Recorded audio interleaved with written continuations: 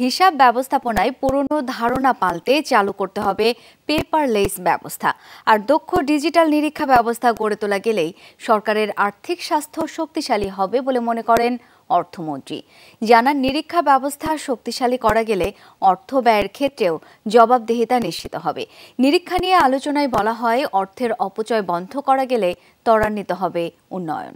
এলো বেক্সিমকো বন্ড 15% মুনাফায় সর্বোচ্চ হারে সবার উপরে।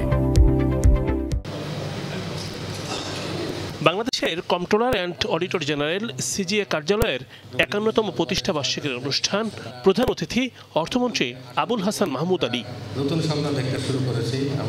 আলোচনায় গুরুত্ব পায় নিরীক্ষা ব্যবস্থার স্বচ্ছতা এবং জবাবদিহিতা, কার্যক্রমের অটোমেশন, অর্থের অপচয় বন্ধ এবং জনদুর্ভোগ প্রসঙ্গ। বলা হয়, উন্নয়ন কার্যক্রম বেগবান করতে সঠিক নিরীক্ষা দরকার। সামষ্টিক অর্থনৈতিক স্থিতিশীলতা বজায় থাকে, 4টা সেক্টরের বিভিন্ন ইন্ডিকেটর ধরে আলোচনা করে আমরা সেটা ঠিক করি এবং সেই অনুযায়ী আমরা আর্থিক নীতি নির্ধারণ করি। বক্তারা বলেন, জনগণের অর্থের সঠিক ব্যবহার নিশ্চিত করতে হবে, তাহলেই বন্ধ হবে অপচয়। একজন সম্মানিত পেনশন দেখতে পাবেন তার পেনশন টেস্টটা কোথায় আছে।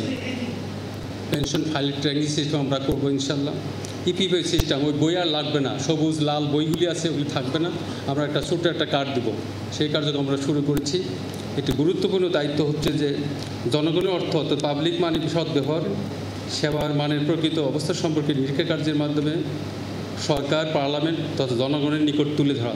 সিএজি নির্বাহী বিভাগ এবং সংসদ উভয় হতে নিরপেক্ষ থেকে সাংবিধানিক কার্যনির্বাহক হিসাবে সরকারি হিসাব কমিটিকে স্বচ্ছভাবে স্বতন্ত্রভাবে নিশ্চিত প্রদান করে। অর্থমন্ত্রী মনে করেন, আর্থিক খাতের সুশাসন নিশ্চিত করতে শক্তিশালী নিয়ন্ত্রক সংস্থা দরকার। বলেন, অর্থনীতির ব্যাপ্তির সঙ্গে নিরীক্ষা ব্যবস্থার কমপ্লায়েন্স জরুরি।